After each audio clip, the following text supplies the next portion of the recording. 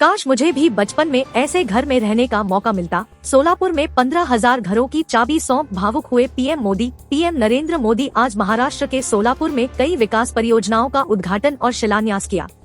PM Modi ने कहा कि ये समय हम सभी के लिए भक्तिभाव से भरा हुआ है। 22 जनवरी को वो ऐतिहासिक क्षण आने वाला है जब हमारे भगवान राम अपने भव्य मंदिर में विराजने जा रहे हैं। इस दौरान कार्यक्रम में सीएम एकनाथ शिंदे ने पीएम मोदी का अभिनंदन किया। इस दिन जारी होंगे जेईई मेन जनवरी सेशन के एडमिट कार्ड। स्टूडेंट्स नोट कर ले डेट। एनटीए की ओर से 24, 27, 29, 30, 31 जनवरी और 1 फरवरी 2024 को जेईई मेन जनवरी सेशन की परीक्षा 2024 का आयोजन किया जाएगा। परीक्षा के लिए उपस्थित होने वाले उम्मीदवारों को एडमिट कार्ड के साथ एक वैलिड फोटो आईडी भी लेकर आनी होगी। इनमें Aadhaar card, voter ID card, passport, driving licence समेत कोई भी डॉक्यूमेंट हो सकता है। जेईई मेन जनवरी सेशन एडमिट कार्ड की राह देख रहे अभ्यर्थियों के लिए अहम सूचना है। नेशनल टेस्टिंग एजेंसी एनटीए कल यानी कि 20 जनवरी 2022 को परीक्षा के लिए प्रवेश पत्र जारी कर सकता है। ऐसा इसलिए क्योंकि जारी आधिकारिक शेड्यूल में यह कहा गया था कि ज्वाइंट एंट्रेंस एग्जाम मेन के लिए एडमिट कार्ड परीक्षा से 3 दिन पहले रिलीज किए जाएंगे। अब परीक्षा का आयोजन 24 जनवरी 2024 से होना है। ऐसे में संभावना है कि 20 जनवरी को एनटीए प्रवेश पत्र जारी कर दे। दिग्विजय सिंह का विवादित बयान। बोले, रामलला की मूर्ति बाल स्वरूप की तरह नहीं। दिग्विजय सिंह ने अयोध्या राम मंदिर की प्राण प्रतिष्ठा समारोह से पहले एक बार फिर विवादित बयान दिया है। उन्होंने रामलला की मूर्ति पर सवाल उठाए हैं। कांग्रेस नेता ने कहा कि मंदिर में विराजमान रामलला की मूर्ति बाल स्वरूप की तरह नहीं लग रही है। मूर्ति बाल स्वरूप में होनी चाहिए और माता कौशल्या की गोद में होना चाहिए। राम मंदिर को लेकर मध्य प्रदेश में धूम। उज्जैन से अयोध्या के लिए रवाना होंगे 250 क्विंटल वजन के 5 लाख लड्डू। पूरे देश में राम मंदिर को लेकर धूम मची हुई है। लोग अपने अपने स्तर पर जोरदार तैयारियां कर रहे हैं। मंदिर के एक अधिकारी ने कहा कि 4 लाख लड्डुओं को पहले ही पैक किया जा चुका है और 1 लाख लड्डुओं को यहाँ के प्रतिष्ठित महाकालेश्वर मंदिर में पैकेट में रखा जा रहा है, जिन्हें 22 जनवरी को भव्य राम मंदिर के अभिषेक के लिए शुक्रवार को अयोध्या भेजा जाएगा। अयोध्या में राम लला की इसी मूर्ति के होंगे दर्शन। 22 जनवरी को खुलेगी आंखों पर बंधी पट्टी। अयोध्या राम मंदिर में प्राण प्रतिष्ठा अनुष्ठान जारी है। मुख्य कार्यक्रम 22 जनवरी को होगा। इस बीच गर्भगृह से भगवान राम की मूर्ति की पहली तस्वीर भी सामने आई गई है। देर रात जारी तस्वीर में मूर्ति पूरी तरह ढकी हुई थी। वहीं शुक्रवार दिन में जारी तस्वीर में राम लला की आंखों पर सिर्फ पट्टी बंधी है। यह पट्टी 22 जनवरी को प्राण प्रतिष्ठा के बाद खोली जाएगी। भगवान राम की यह मूर्ति 51 इंच की है, जिसे श्यामल काले पत्थर से बनाई गई है। इसको मैसूर के मूर्तिकार अरुण योगीराज ने तैयार किया है। 50 वर्षीय महिला जज ने बच्चे की चाह में खतरा लिया। प्रसव के बाद तबीयत बिगड़ने से मौत। संक्रमण से तबीयत बिगड़ी। 4 दिन तक वेंटिलेटर पर रही। गुरुवार को दम तोड़ दिया। खरगोन की मुख्य न्यायिक मजिस्ट्रेट 50 वर्षीय पद्मा राजौरा तिवारी की इंदौर के निजी अस्पताल में मौत हो गई। मजिस्ट्रेट ने टेस्ट बेबी ट्यूब से नवजात बच्ची को जन्म दिया था। इसके बाद उनकी तबीयत बिगड़ी। 4 दिन तक वेंटिलेटर पर रहने के बाद गुरुवार को दोपहर में मौत हो गई। स्वजनों ने बताया कि वह 3 साल से खरगोन में पदस्थ थी। उनका शहर के निजी अस्पताल में इलाज चल रहा था। 8 जनवरी को उन्होंने मेडिकल अवकाश लिया। इसके बाद 2 दिन तक निजी अस्पताल में इलाज कराया। यहाँ से इंदौर रेफर किया। यहाँ नवजात को जन्म दिया। इसके बाद तबीयत बिगड़ी। डॉक्टरों के मुताबिक उन्हें पीलिया हो गया था। इसके संक्रमण से तबीयत बिगड़ी। 4 दिन तक वेंटिलेटर पर रही। गुरुवार को दम तोड़ दिया। उनका जन्म 24 अक्टूबर 1973 को हुआ था। वह इंदौर की निवासी थी। सिलिकॉन सिटी इंदौर से उनका अंतिम यात्रा निकली। झाबुआ के मोर गांव में असामाजिक तत्वों ने जला दिए थे ध्वज। 4 आरोपित गिरफ्तार। पुलिस अधीक्षक अगम जैन ने बताया कि पेटलावत क्षेत्र के ग्राम मोर में झंडा जलाने की घटना सामने आई थी।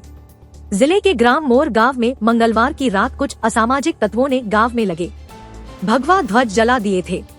सूचना मिलने पर आला अधिकारी मौके पर पहुंचे थे। पुलिस ने बुधवार को एक नाबालिग आरोपित को गिरफ्तार किया था। अन्य आरोपितों की तलाश पुलिस कर रही थी।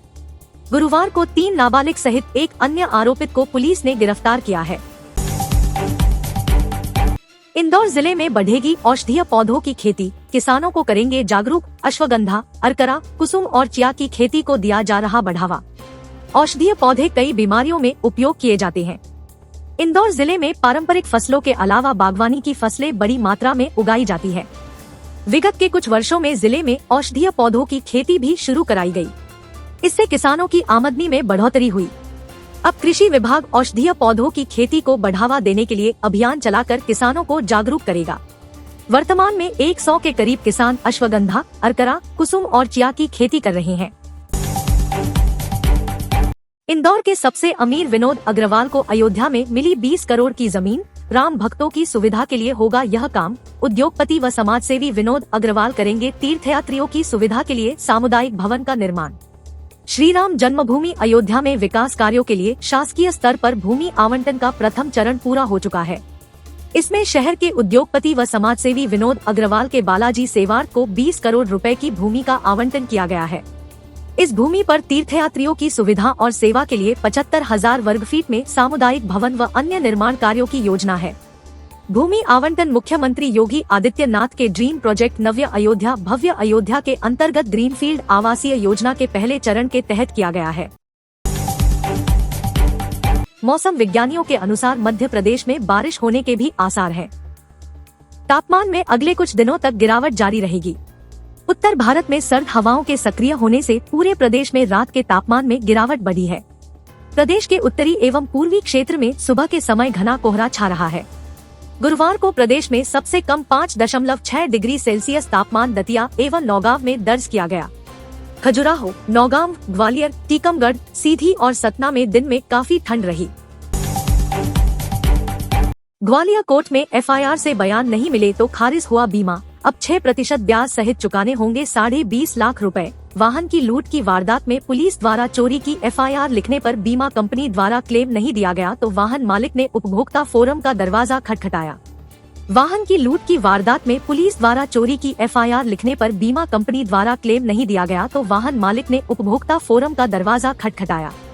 फोरम ने मामले में सुनवाई करते हुए उन्हें 6% ब्याज के साथ लगभग 20,70,000 का क्लेम दिलवाया, साथ ही 20,000 रुपए का मानसिक क्षतिपूर्ति और परिवार व्यय दिलवाया।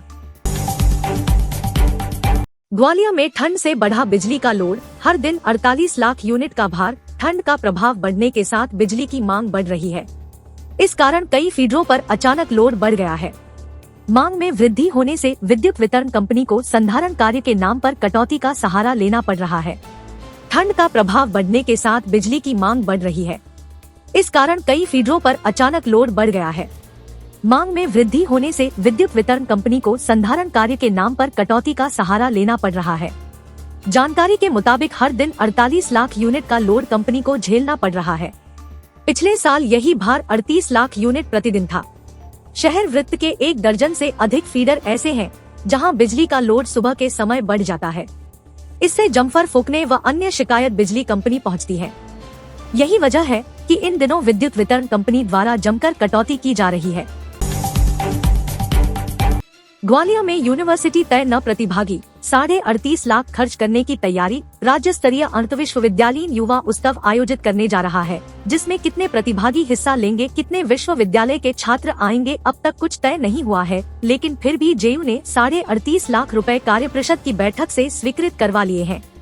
जीवाजी विश्वविद्यालय फरवरी में राज्य स्तरीय अंतर्विश्वविद्यालयीन युवा उत्सव आयोजित करने जा रहा है, जिसमें कितने प्रतिभागी हिस्सा लेंगे, कितने विश्वविद्यालय के छात्र आएंगे, अब तक कुछ तय नहीं हुआ है। लेकिन फिर भी जेयू ने 38.5 लाख रुपए कार्यपरिषद की बैठक से स्वीकृत करवा लिए हैं। यहाँ पूरा खेल अंदाजे पर ही चल रहा है। जानकारी के नाम पर अधिकारियों को सिर्फ इतना पता है कि 23 से 25 फरवरी तक जेयू में यूथ फेस्टिवल होना है, जिसमें 22 विधाओं में प्रतियोगिताएं होंगी। इसके अलावा जो मोटी रकम बैठक में मंजूर हुई है, उसको कैसे खर्च करना है, इसके बारे में कोई प्लान अधिकारियों के पास नहीं है। उज्जैन कृषि उपज मंडी का ऐप तैयार, अब ऑनलाइन होगा कारोबार। सरकार की मंशा अनुसार इस श्रेणी की उज्जैन मंडी में जल्द ही ऑनलाइन ही मंडी व्यवस्था लागू की जा रही है। सब कुछ ठीक रहा तो जल्द ही उज्जैन कृषि उपज मंडी ऑनलाइन काम करने लगेगी। मतलब ही मंडी के नाम से जानी जाएगी, जिसमें व्यापारी, किसान, हम्मालों को कागजी कार्यों से छुटकारा मिल जाएगा। किसान के उपज से भरे वाहन के मंडी गेट से प्रवेश से लेकर नीलामी तक ऐप के माध्यम काम होगा। उपज की भुगतान व्यवस्था भी ऐप से ही होगी।